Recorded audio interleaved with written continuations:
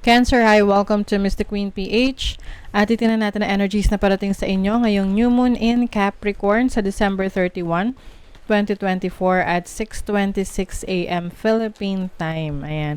So if you're interested in private readings, meron tayong link sa description at sa pinned comment. Paka-check nyo na lang information kung paano mag-book for a private reading. And please subscribe to our channel to show your support. Like, share this video. At comment na rin kayo kung kayo ay naka-resonate. So, itong reading na to, maaring mas maka-resonate dito yung mga Cancer risings. Okay? So, let's begin. For you, Cancer, itong New Moon in Capricorn is happening in your 7th house of relationships. Okay, partnerships.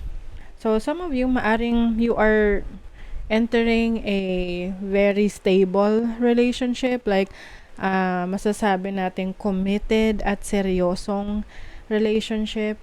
Yung iba sa inyo, pwedeng long distance relationship ito. You are trying to connect with someone na can be a foreigner, an OFW, or someone na malayo sa'yo. But I think, yung iba sa inyo, pwedeng first time nyo tong susubukan, yung ganitong klaseng setup na malayo kayo sa isa't isa. And there is a big possibility na itong connection na to ay tumagal, no? Or, maging meaningful itong relationship or connection ninyo. Some of you naman might be partnering with business partners. Pwedeng magtatayo kayo ng negosyo. Pwedeng ito ay international affairs, international trading. Yung inyong ka-business partner ay nasa ibang bansa. Let's say, mag-import ka ng products, halimbawa from China to the Philippines. So, it's a business relationship offshore, no, sa ibang lugar, sa ibang bansa. And I also see a long-term relationship or connection with this business partnership. Dahil I think pareho kayo ng goal sa buhay, no?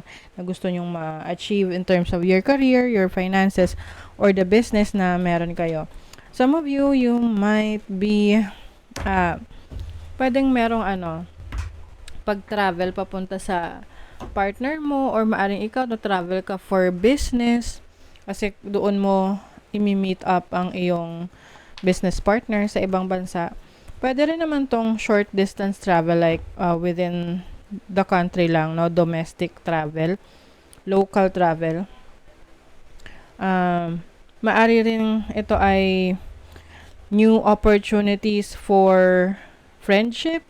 So, maaring yung isa sa mga best friends mo, may mga ganap na very special. Like, pwedeng yung inyong best friend ay ikakasal. Tapos, kayo ay magiging best man, or you are, anong tawag doon, maid of honor, ganyan.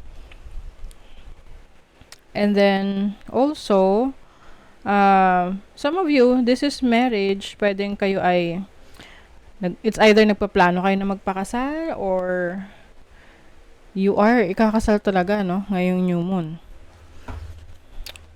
So, let's see what else. Some of you, meron ding opportunities to learn something. May pag-aaralan kayo. Pwedeng international na connection sa ibang bansa. Online learning para mag-update kayo ng skills ninyo or knowledge ninyo. Let's see what else.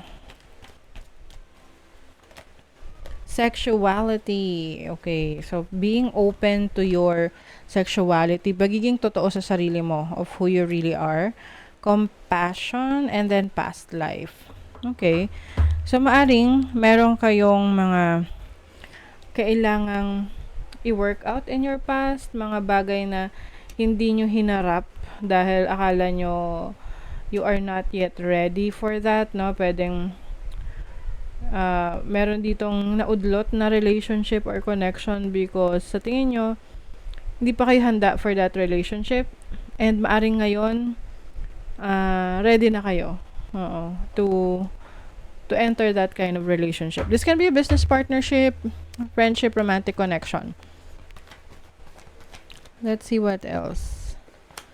The Magician. Stepping into your power. There's also a rebirth for you, a new beginning, reinvention, no? Nire-reinvent mo yung sarili mo. Kumbaga, it's a brand new you na may ibang kakayanan na gawin. Let's say, for example, nagwo-work ka sa isang company, tapos, let's say, nasa manufacturing ka. And usually sa manufacturing kasi, routinary yung ginagawa, no? Paulit-ulit lang, ganyan.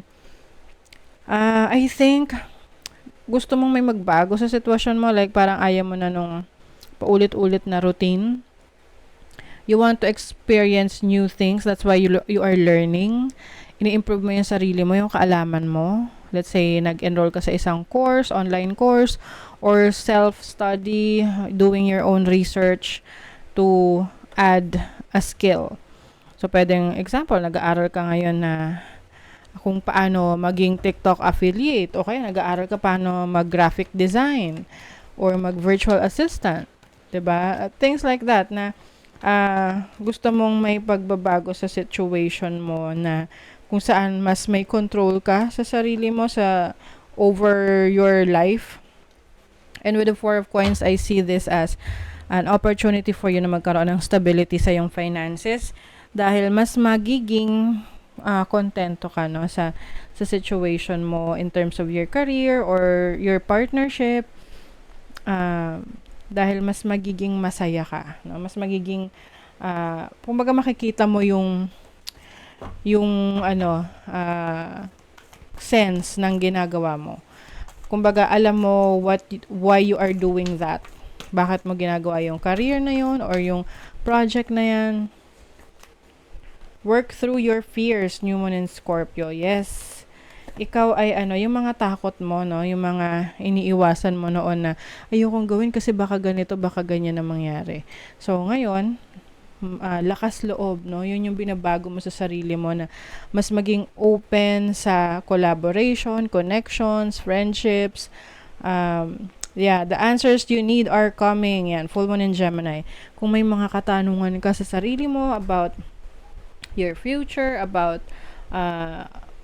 your relationship, malalaman mo na kung ano yung makakabuti para sa'yo. Some of you may be cutting off connections, no, sa ibang tao na merong hindi pagpapahalaga sa effort na binibigay nyo. This can be friends, this can be sa romantic connection, sa family. Maari kasing yung iba, kasi 'di ba cancers are very nurturing, caring, protective. And yung iba tinitake advantage yan, no, dahil alam nila very caring mga Cancerian.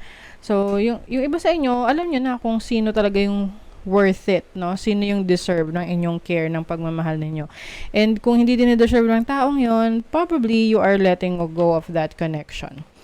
Okay, so that is your reading, Cancer. Thank you so much and see you again.